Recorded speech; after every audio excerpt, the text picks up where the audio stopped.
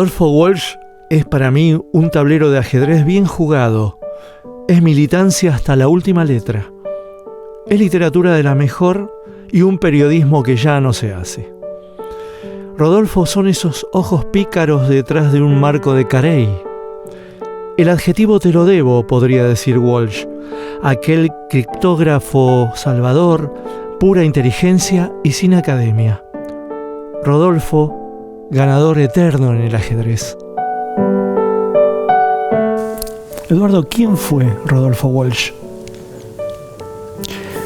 Un gran escritor argentino, uno de los más importantes del siglo XX, un periodista que ha dejado una huella muy fuerte en el periodismo y un intelectual que se planteó con una profundidad inusual lo que podríamos llamar el compromiso político. Rodolfo Walsh es uno de los personajes más singulares que tiene nuestra literatura.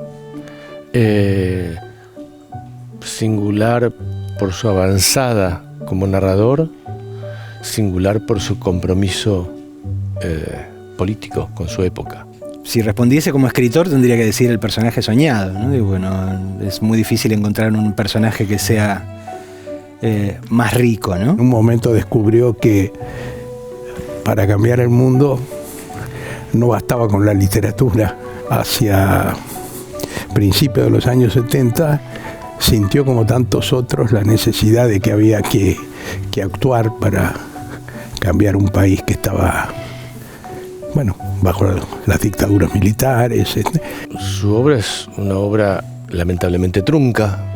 Lo interesante es que de las producciones que él tuvo en esos 50 años de vida, quedan textos esenciales para la literatura argentina.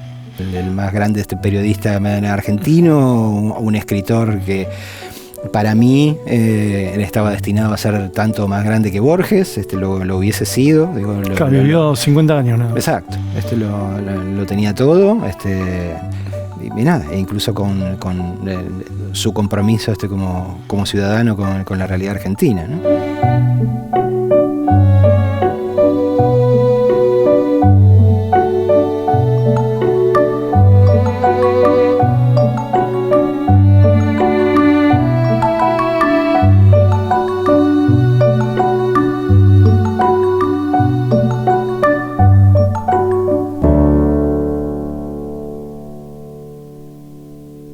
¿Y qué te provoca a vos, Rodolfo, hoy? Mira, yo tenía una relación que por lo menos para mí era importante, aunque no nos veíamos con tanta frecuencia, y siempre fue un personaje sobre el que pensé que tenía que escribir, porque realmente me habían impactado mucho algunas de sus características. Y yo te diría que lo más difícil después para escribir sobre Walsh fue tomar un poco de distancia, porque yo lo quería demasiado, Walsh. ¿Y cuál es tu conexión personal con Walsh? Bueno, primero, como siempre, como lector. ¿Cuándo? Adolescente. Empecé por Operación Masacre. Luego leí Satanowski, Rosendo. Los cuentos los leí después. Y de hecho, cuando me propusieron hacer el ciclo de Variaciones Walsh, me puse a trabajar con la compilación de Piglia. Y conocí los cuentos sobre los cuales trabajé para la serie, que son los cuentos juveniles, es decir, otro Walsh. ¿Cuántos Walsh hubo? Un montón. Nada, el pendejo nacionalista gorila, el aspirante a Borges de segunda clase, que pensaba que iba a convertirse simplemente en un escritor de cuentos policiales, el escritor de cuentos policiales que se da cuenta de repente que el detective tiene que ser él, el que tiene que investigar es él. Y bueno, el escritor sublime de esa mujer y de tantos otros cuentos que figuran entre lo mejor de la literatura argentina, el periodista sin par, el militante, el tipo comprometido con la causa de su pueblo. Digo, son muchos Walsh y lo maravilloso es que son todos el mismo, ¿no? ¿Y cuál es tu entrañable Walsh, Eduardo? Y para mí es el de esa época de la CGT de los argentinos, porque ahí tuvimos como esa... Había cierta clandestinidad en esa época, pero no tanta, digamos, ¿no? Y en esos años nos veíamos. Teníamos una agrupación de base de la CGT de los argentinos, que es una agrupación de periodistas, y nos reuníamos todas las semanas. Y la verdad que ahora eso lo extraño porque uno aprendía mucho y además discutía mucho, ¿no? Porque Walsh no era un tipo que se imponía, él era bastante mayor y tenía una obra literaria. Nosotros lo sabíamos que estábamos reunidos con el gran escritor, y el tipo era muy humilde. ¿Y cuándo te parece que descubre que es un escritor inusual, distinto? Con Operación Masacre, claramente. Digo, si vos... Hay un fusilado que vive. Claro. Según todos los testimonios y según propia confesión, digo, lo primero que él imaginó es que a partir de eso podía construir una investigación periodística que iba a estar en la tapa de los diarios más importantes del país y que le iba a garantizar la notoriedad periodística que todavía no tenía, ¿no? Diciembre del 56, sí. Ciudad de La Plata, un bar, y esta confesión de haber escuchado de la existencia de esto, ¿no? De un fusilado que vive, en referencia directa a los fusilados del basural de José León Suárez, del frustrado alzamiento liderado por el general Valle, ¿no? Y es ahí donde se da cuenta de que nadie quiere hablar de eso, de que nadie quiere publicar eso bajo ningún concepto, ¿no? Y a partir de ahí, él decide seguir adelante con la investigación, básicamente llevado por, en sus propias palabras, la indignación frente a un hecho de injusticia que le parecía intolerable, ¿no? Intuyo que debe haber entendido de que para contar eso tenía que inventar una forma que no existía, ¿no? Ajá. ¿Y cómo es esa forma? Me da la sensación como escritor que entiende que la única forma de que el público potencial entienda la dimensión de la tragedia es haciéndolo sentirse carne con los fusilados, ¿no? Tiene que primero contarles quiénes eran, qué clase de gente, cómo vivían, qué pensaban, qué soñaban, cómo eran sus casas, cómo eran sus familias, porque es la única forma, en todo caso, de intentar producir en el público algo más o menos parecido a lo que le había pasado a él. Él fue en busca de una primicia y terminó cayéndose del caballo y encontrándose con una historia que le cambió la vida por completo, ¿no? Y esa mujer, decís que la escribió en 2 días. Sí. ¿Cómo fue eso? Pero hay una separación de 4 años entre esos 2 días. Quiere decir que siguió pensando. Él había ido a hacer una entrevista. Sí.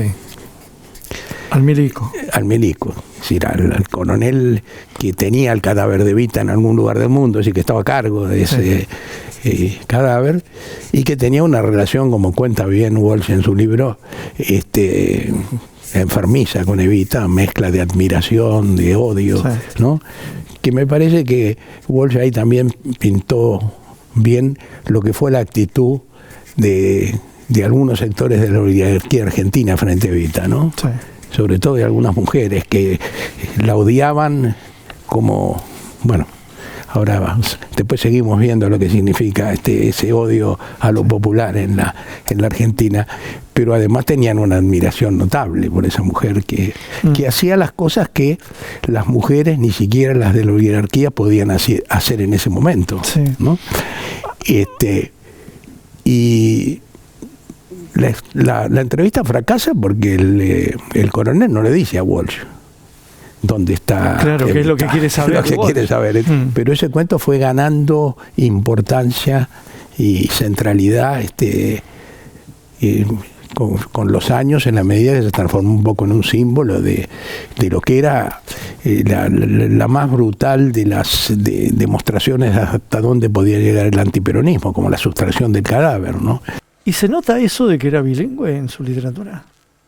¿O que era traductor, qué sé yo? Para mí sí, como universo del discurso. No sé si en la construcción y el fraseo, pero sí. Había algo en él cerebral. Y los primeros textos son cerebrales. Claro. Y lo que la construcción. La construcción un de esos ajedrecista, textos ¿no? Sí, muy de hecho hay cuentos sobre el ajedrez. O sea, claro, que utilizan, digamos, el contexto del ajedrez.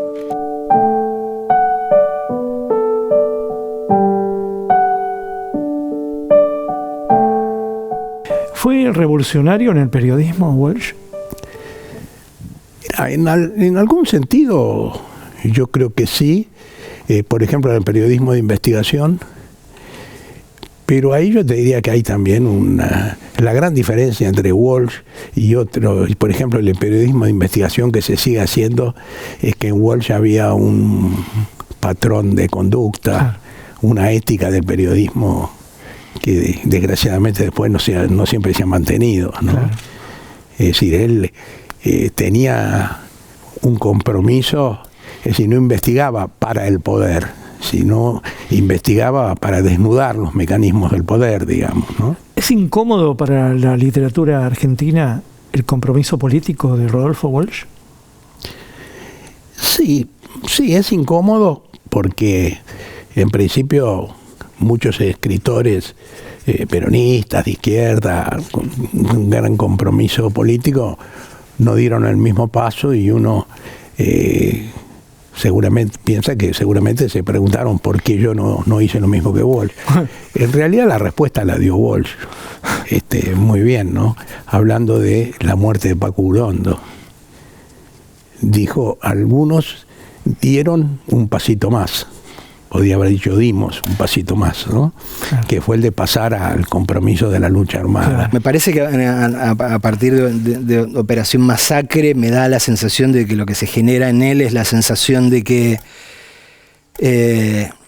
sin llegar a confesarse nunca o asumirse nunca como un peronista, entiende que el pueblo es peronista y que si él quiere defender la causa del pueblo, tiene que empujar en esa dirección, ¿no? Y creo que es un poco lo que intenta hacer, digo, con todas las armas de las que disponía, y hablo de armas en sentido simbólico, no literal, estoy hablando de su excelencia como escritor y de su excelencia como periodista, ¿no? Como intelectual comprometido, que era la forma en la que él mismo se definió. Resulta muy difícil desde el presente hacer el esfuerzo para ubicarse en lo que eran esas circunstancias, ¿no? Digo, la sensación de que la revolución estaba ad portas, y que el mundo iba a cambiar verdaderamente. A uno que le parece que algo así está tan lejos, es muy difícil, digo, que tu cuerpo vibre en esa sintonía, ¿no? Digo, poder entender verdaderamente, pero es lo que ocurría, ¿no? Digamos, el empuje de toda esa generación en esa dirección era porque sinceramente creían que se podía hacer y que estaba a la vuelta de la esquina, ¿no?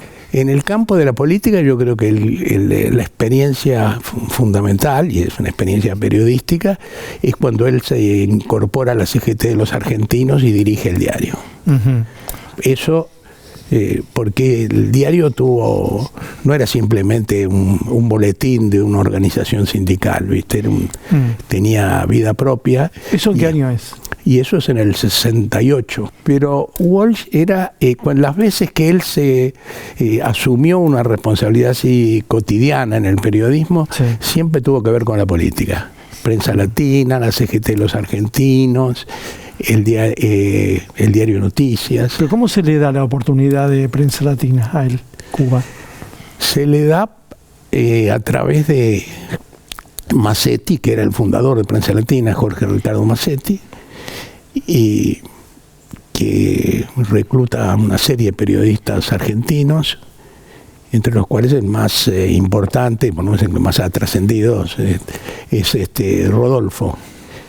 Y bueno, y eso para él va a ser muy importante políticamente, porque bueno, estuvo el nacimiento de la Revolución Cubana, pero realmente a comienzos de los 60 nos cambió la vida. Es decir, es antes y después de la Revolución Cubana. Claro.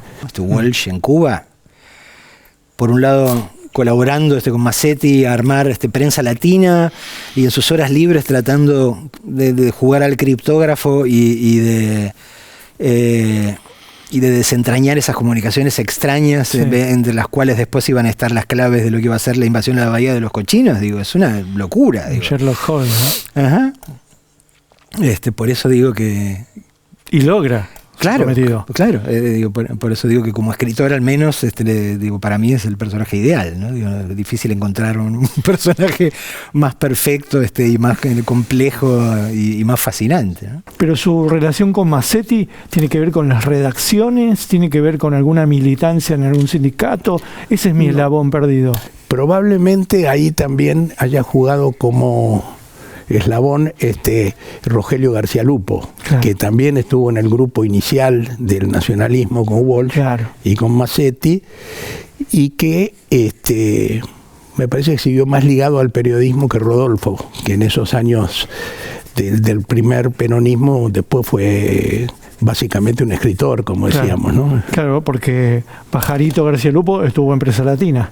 Que fue una redacción de lujo, estaba García Márquez ahí también, ¿no? Y después viene su compromiso político. ¿Vos crees que eso él pensaba que eso iba a opacar al escritor, incluso que lo iba a llevar a la escena final, ¿no? Mirá, claramente asumió ese compromiso de una manera que le parecía que sobrepasaba cualquier cosa parecida a una vocación literaria burguesa, ¿no? Digo, llegó en momentos a hacer declaraciones bastante lapidarias sobre la novela como forma, ¿no? En el sentido que no le parecía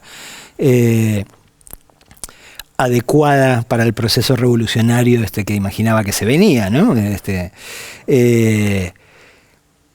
Pero muy claramente su evolución continuó, y el hecho de que haya elegido firmar la carta a la Junta Militar, no es la carta de un periodista A, no es la carta de un militante A, es la carta de un escritor. Y la carta de un padre, ¿no?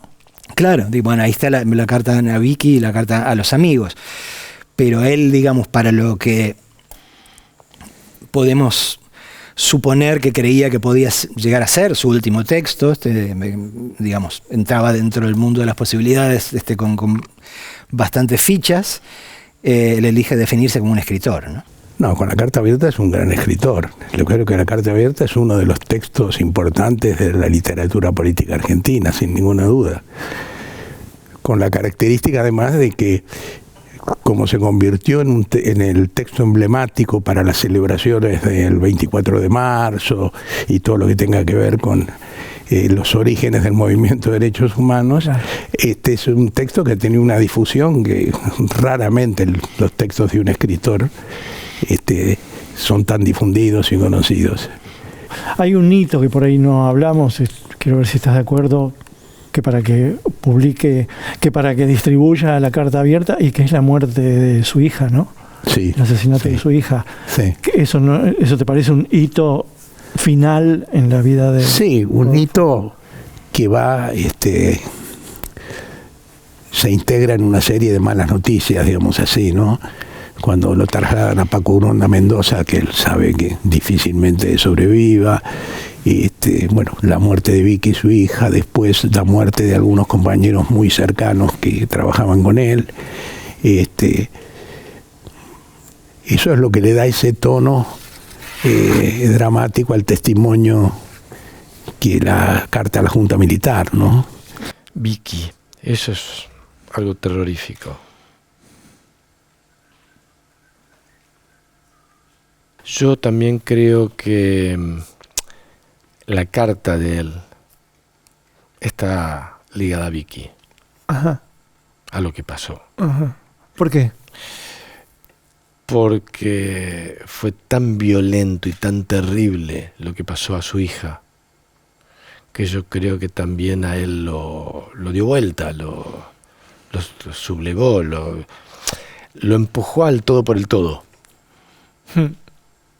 Digo, cuando se provoca una pérdida así, con ese nivel tan sanguinaria, tan atroz. Claro. Incentivó para la carta abierta. Para decir, escribo y se lo mando a todos, claro. Me juego todo. Muy claramente, después de la muerte de Vicky, no creo que haya hecho nada en lo cual la muerte de Vicky no hubiese estado profundamente imbricado, ¿no? Creo que la muerte de Vicky a partir de ahí tuvo que ver con todo, como le hubiese pasado a cualquier padre, ¿no? Conteme un poquito cómo fue la muerte de Vicky. Una emboscada, de las típicas, en una casona donde había una reunión, una emboscada de esas por eso, donde tenés a 3 personas y un ejército literal en las puertas cagándote a tiros, ¿no? Y ahí está esa escena, bueno, que él describe de manera tan terrible en sus 2 cartas, ¿no? De la militante que sabía qué era lo que le iba a ocurrir si la atrapaban con vida, y que decidió no correr ese riesgo, y decir, no son ustedes los que nos matan, nosotros nos matamos. Después de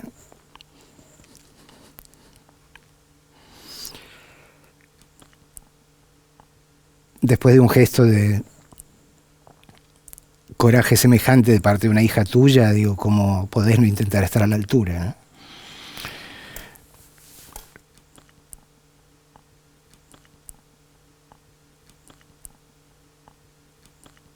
¿Y estabas preso cuando te enteraste de la muerte de él entonces? Estaba preso cuando era la muerte ¿Y de te él? enteraste enseguida o tardó? No, mira, me enteré enseguida. Me enteré de la desaparición, porque el hecho de que se había visto el cuerpo de Walsh muerto en la ESMA, eso me enteré mucho más tarde, ¿no? Sí. Pero Lila Pastoriza, que era mi compañera entonces, sí. Lo sigue siendo, trabajaba con Walsh en la agencia Ancla, y bueno, obviamente se enteró muy rápido de la desaparición. Y me lo comunicó en una carta en la cárcel. Me parece que me decía el viejo maestro o alguna cosa así. Yo sabía de quién estaba hablando, ¿no? No te podía poner el nombre. Claro, curioso que Walsh era maestro pero viejo en aquellos años y tenía 50 años. 50 años. Pero para los militantes de los 70 era un hombre muy grande, ¿no? Yo creo que la operación de desaparición de Walsh obviamente no terminó con su desaparición física, ¿no? Con su fusilamiento también, porque eso es lo que fue, un fusilamiento en plena calle. Creo que la operación política se prolongó en la operación cultural de tratar de negarle el nivel que tiene, ¿no? ¿Hasta hoy? Sí, yo creo que sí. Walsh debería estar publicado por las editoriales más notables del mundo entero, ¿no? A esta altura del partido, porque tiene la excelencia necesaria para ello, ¿no? Y sin embargo sigue siendo un secreto a voces para simplemente un sector de los argentinos. Rodolfo Walsh es la palabra certera, la prosa del que pierde batallas pero gana la guerra final, sin demagogias, con rigor, con elegancia. Rodolfo Walsh es un amigo. ¿Por qué seguimos leyendo a Rodolfo Walsh? Bueno, eso es una buena pregunta siempre, pero en este caso hay que volver a hacérsela porque la obra de Walsh está muy teñida de un momento de la Argentina, ¿no? Y ese momento es en algunos aspectos bastante diferente al que vivimos hoy. Por un lado, porque reivindica un camino para la literatura argentina, que no podemos perder, ¿no? Y que nos trataron de robar, muy claramente con la Operación Cultural Borges. Se puede escribir o aspirar a escribir con la excelencia de un Borges y al mismo tiempo hablar de las cosas que urge hablar en este tiempo y en este lugar, ¿no? Yo pienso, uno necesitaría un Walsh en cada esquina, digamos, en un sentido investigando, narrando, poniendo en los ojos de la sociedad. Walsh. Claro. La escuela Walsh. Claro. Digo, no ¿Te son crees cosas que están se peleadas. sigue leyendo a Walsh? Yo creo que sí, y aspiro a que su figura solo crezca a ese respecto, no digo porque se merece que se lo conozca mucho más allá de determinados guetos o del tabú que todavía genera a partir del tema de su militancia política, ¿no? Para vos. Muchas gracias. Va a la pared derecho. A The Walsh. Sí, al lado del Corto Maltés. The Walsh.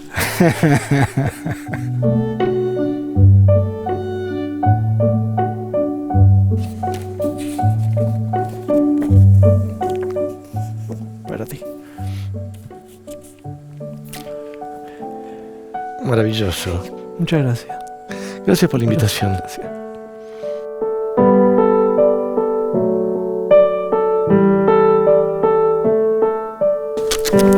Esto es para vos. Muchas gracias. Qué bueno.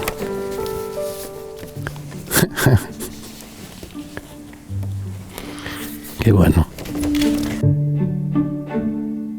¿Por qué decidiste hacerlo a Walsh? Operación Masacre es la historia de una investigación, pero después está la otra historia, la historia de quienes llevaron adelante esa investigación, ¿no? Digo, que eran Walsh y Enriqueta. Cuando me animé, obviamente lo primero que hice fue hablar con Horacio Berbisky. Y ahí te permiso. Claro. ¿Y cómo fue adaptar esos cuentos para vos? Fue muy complejo. De hecho, cuando me los propusieron, los leí y entré en pánico de cómo iba a hacerlos. Las historias eran unitarias. Cada historia empezaba y terminaba. Sí, sí, como los cuentos. Sí. ¿Se podría haber hecho en otro canal que no fuera la TV pública, variaciones? No lo creo. No lo creo. La vida de Walsh no es atractiva para hacer algo, un largo, qué sé yo. Para mí sí. Porque es una vida aventurera, eso es increíble. Puso el cuerpo. Puso el cuerpo para investigar antes de escribir. Claro. Porque investigar los hechos que él investigaba lo ponían en riesgo antes de escribir una línea. ¿Pensás que llegará un momento en el que se reconocerán sus valores literarios sin juzgar su actividad política o ideológica? Sí, me parece que cuando se reflexione sobre esos grandes temas, Walsh va a estar presente, ¿no? Y va a estar presente como un escritor, que eso es evidentemente lo más perdurable. Claro, un escritor para todos los tiempos.